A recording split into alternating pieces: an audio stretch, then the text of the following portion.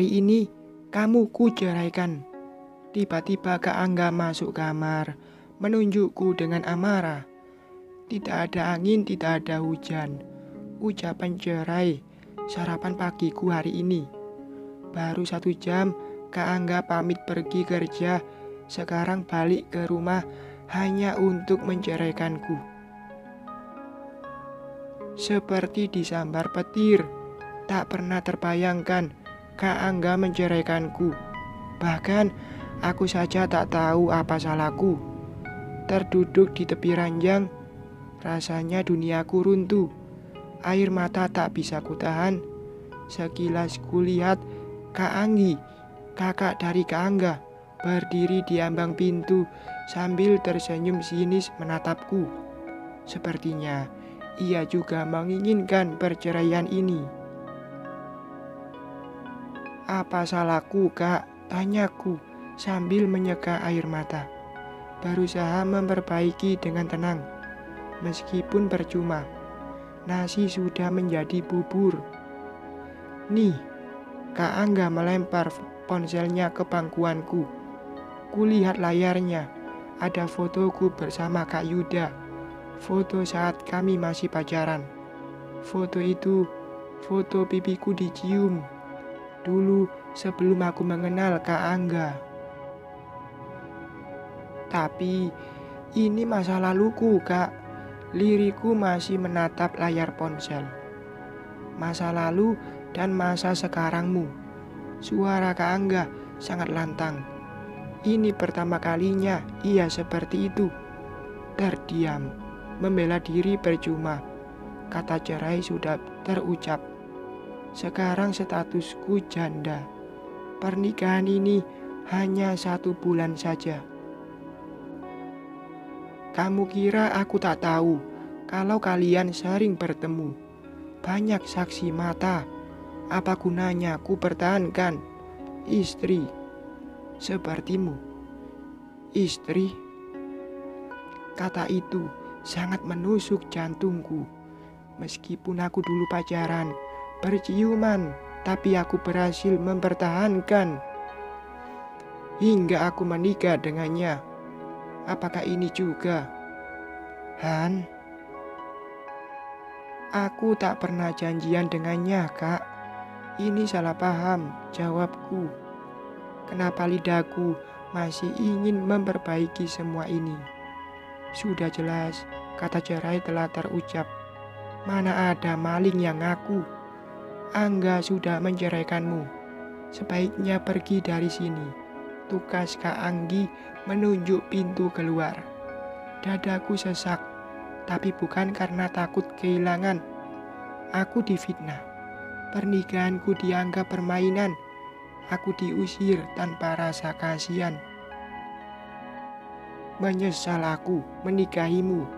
Wajah cantik, tapi cacian itu masih keluar dari mulut Kak Angga. Aku sudah bilang dari dulu, ia penipu. Dulu aja sudah banyak cowok di kampus yang kencan dengannya. Kamu aja yang gak percaya. Kak Anggi melipat tangan di perut, menatapku sinis. Berucap pun sulit.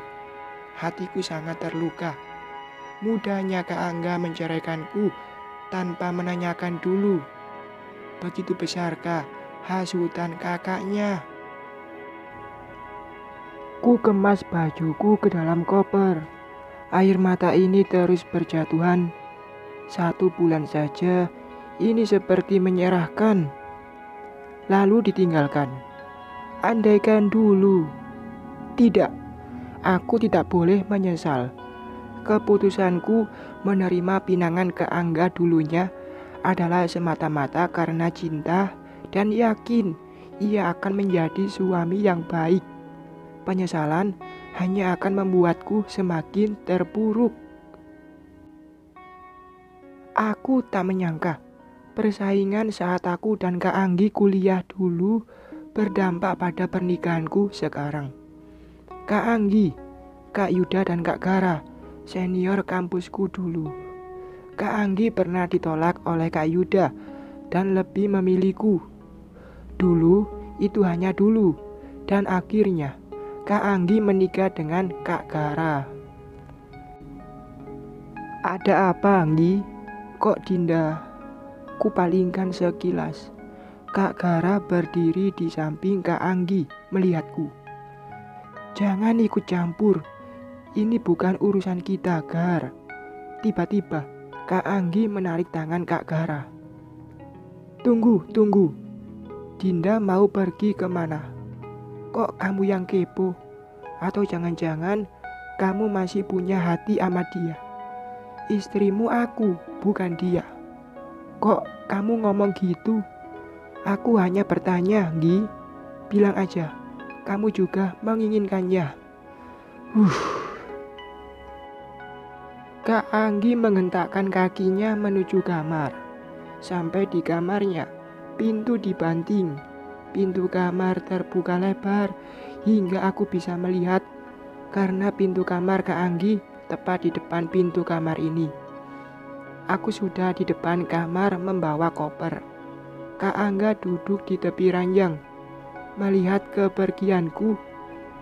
Diam. Ia seperti ingin aku cepat meninggalkan rumah ini. Din, kamu mau kemana? Apa yang terjadi? Kak Gara mendekat. Mas Gara, itu bukan urusanmu.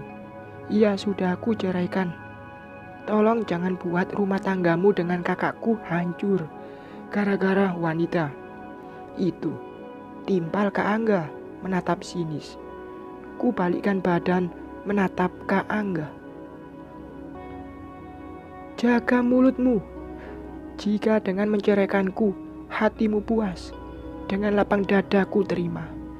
Air mata ini bukan air mata kesedihan atau takut kehilanganmu, tapi air mata ini adalah penyesalan. Kenapa aku menerimamu dulu yang sudah 3 kali ku tolak? Seharusnya aku sadar, kakak adik sama-sama berhati busuk. Terima kasih untuk 1 bulan ini. Ku tunggu surat cerai resminya. Kamu merasa bangga, banyak lelaki yang menyukaimu. Kamu juga bangga, karena kakak iparku juga tertarik padamu. Cukup enggak? Kamu sudah kelewatan batas. Aku hanya prihatin. Lagian aku dan Dinda sudah kenal lama. Ia seperti adikku, bantah Kak Gara. Adik? Mungkin pacar, tak jadi. Tolong urus rumah tanggamu, Mas. Ingat, Kak Anggi sedang mengandung anakmu. Ada apa ini? Loh, kamu mau kemana, Din? Ibu baru pulang dari belanja. Seperti biasa, jam segini pulang dari warung dan kami masak bersama di dapur sambil bercanda. Tak heran, Kak Anggi sering cemburu melihat kedekatan kami. Ibu Kak Angga sudah seperti ibu kandungku. Kenangan 1 bulan menjadi menantunya. Ibu, aku pamit. Ku cium punggung tangan mantan mertuaku.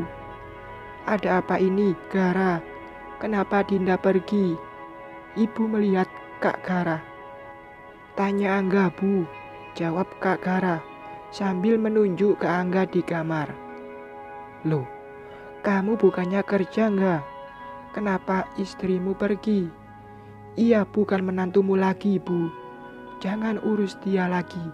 Jawab Kak Angga enteng. Loh, tidak bisa begitu. Kalau kalian ada masalah, bicarakan baik-baik. Tidak bisa. Bukti sudah jelas. Dia selingkuh dengan mantan pacarnya. Ibu lihat ini. Kak Angga memberikan ponselnya ke ibu. Foto itu juga disaksikan mantan mertuaku. Din, kenapa ini, Nak? Ibu menatapku. Bu, ia masa laluku sebelum kenal dengan putra ibu. Itu foto dulu saat kuliah dulu. Maaf jika dengan masa laluku, Bu. Aku pamit. Ku seret koper menuju pintu. Tidak, Ini tidak benar. Kalian baru 1 bulan menikah. Angga, tahan istrimu. Jangan biarkan suatu saat kamu menyesal, nak. Itu hanya masa lalu.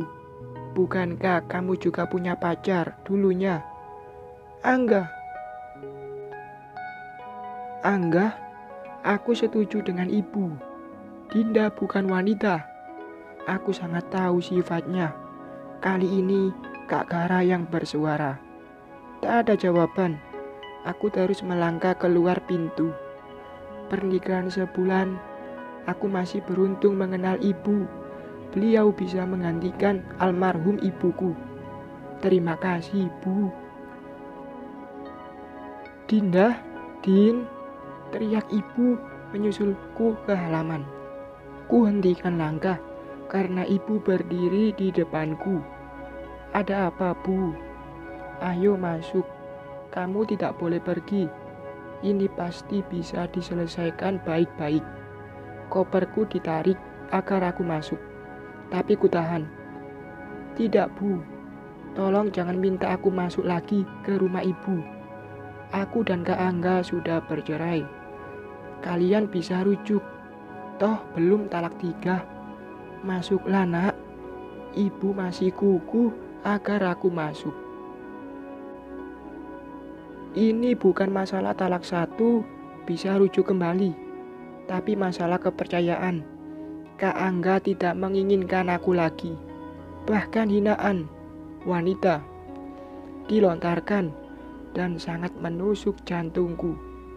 Ditambah perlakuan Kak Anggi yang masih merasa bersaing, padahal itu masa lalu. Saat kuliah dulu, mungkin itulah yang membuatnya tidak pernah menyukaiku. Bu, maaf. Aku tidak bisa balik lagi ke rumah ibu. Ibu jaga kesehatan. Apapun yang terjadi antara aku dan putra ibu tidak mengurangi tali silaturahmi kita. Tapi Din, ini masih bisa diperbaiki. Ayo masuk. Maaf, Bu. Maaf sekali. Mata ibu berkaca melepasku. Kulihat di teras ada Kak Gara melihatku juga. Tidak ada Kak Angga. Menahan kepergianku pun tidak. Tidak masalah. Mungkin 1 bulan ini adalah pelajaran hidupku agar lebih memilih pasangan yang bisa menghargai dan saling percaya. Aku tidak boleh menyesal. Bersambung.